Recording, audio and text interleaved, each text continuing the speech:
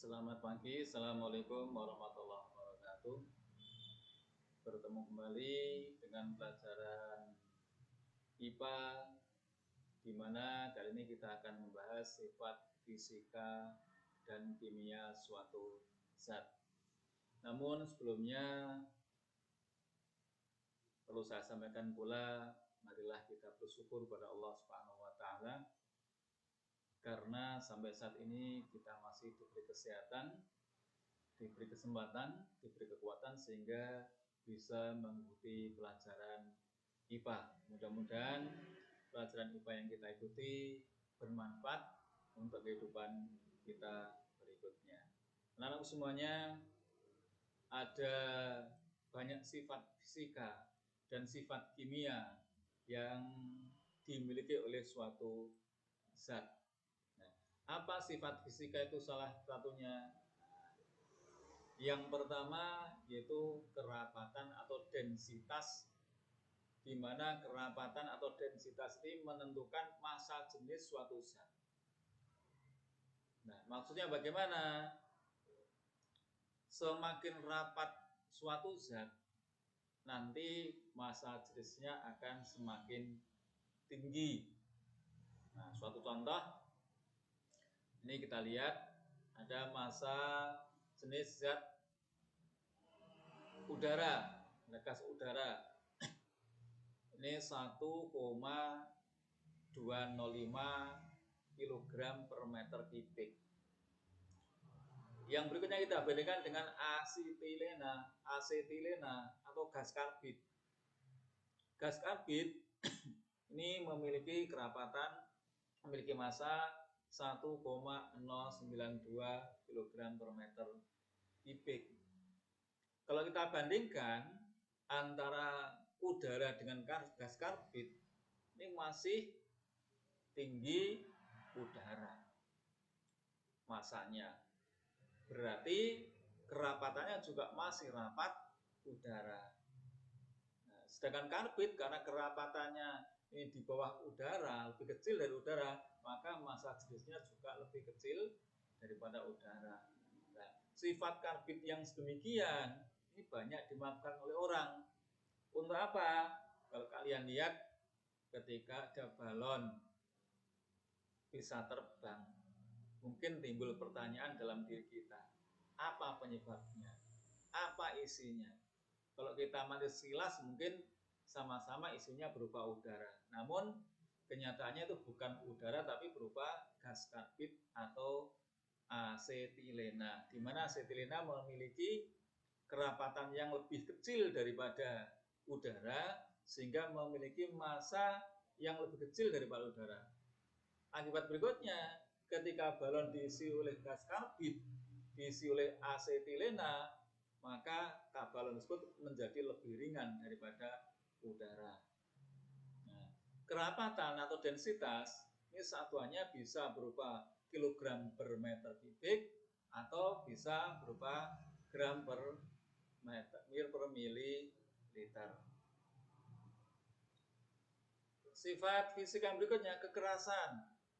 Nah, skala yang digunakan untuk mengukur kekerasan namanya skala Mohs. Nah, alatnya sklerometer. Antara zat satu dengan zat yang lain ini memiliki kekerasan yang berbeda. Untuk lebih jelasnya, coba silakan diperhatikan pada buku kalian, kalau nggak salah itu halaman 135, itu pada bagian atas ada tabelnya tentang kekerasan suatu zat.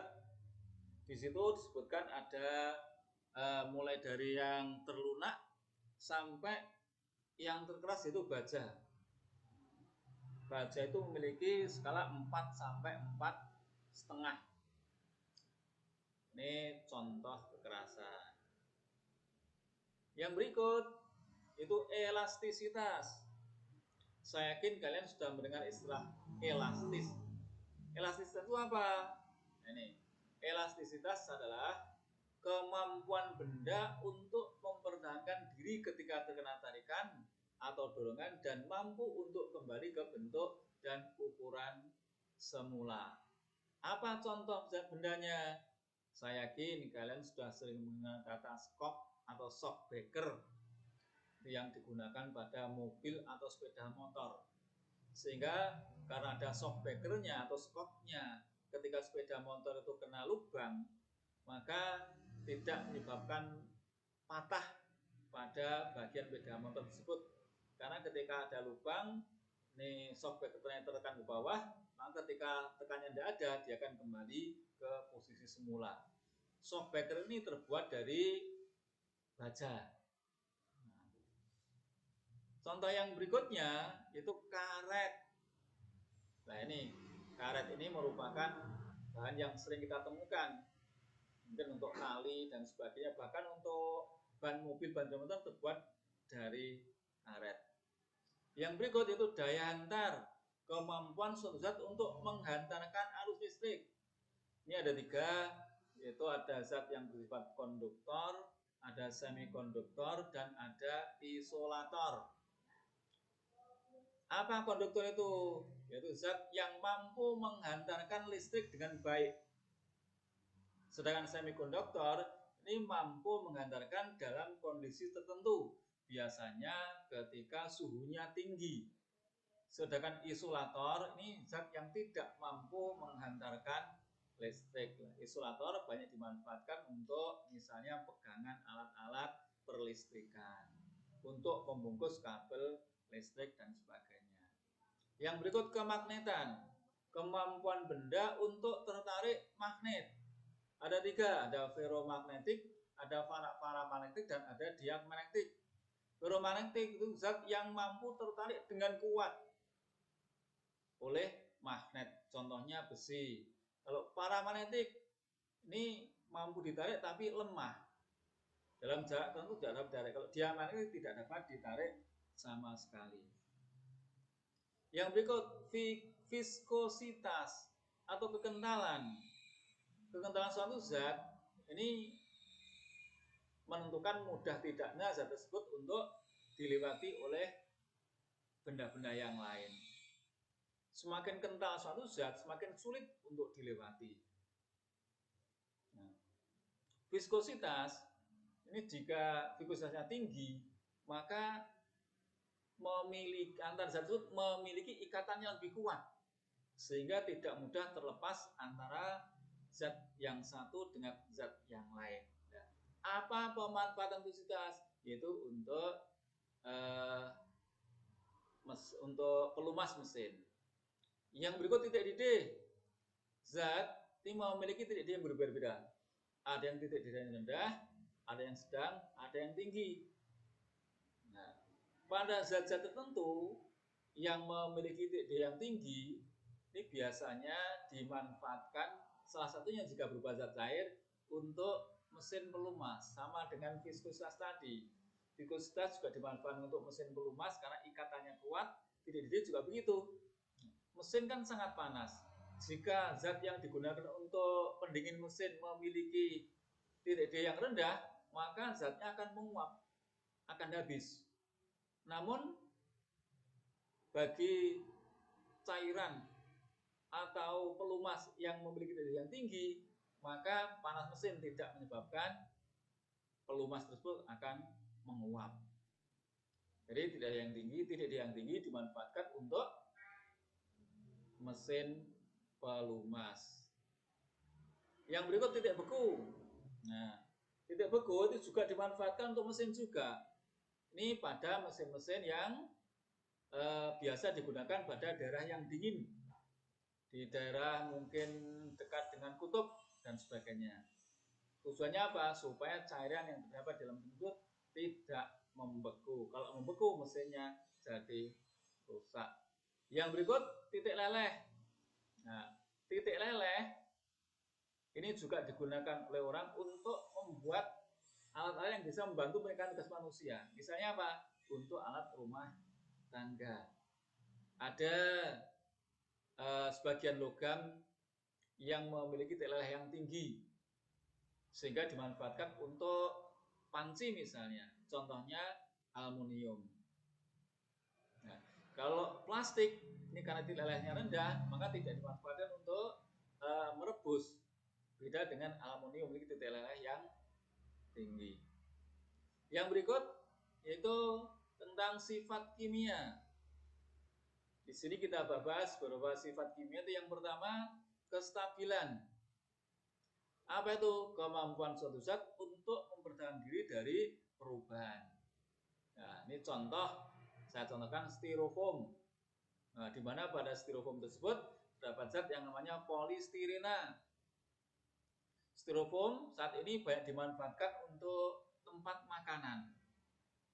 Namun perlu saya sampaikan, karena pada styrofoam itu ada zat yang namanya polistirena, maka ketika kalian memanfaatkan styrofoam, jangan ketika dalam kondisi makanannya panas. Kenapa demikian? Sebab polistirena akan mudah larut ke dalam makanan yang memiliki suhu yang tinggi. Sehingga ketika ada styrofoam kalian kasih makanan yang panas, maka polistirenanya akan menempel pada makanan tersebut. Jika kalian makan, polistirenanya masuk dalam tubuh kalian, maka akan dapat memicu terbentuknya kanker. Hati-hati.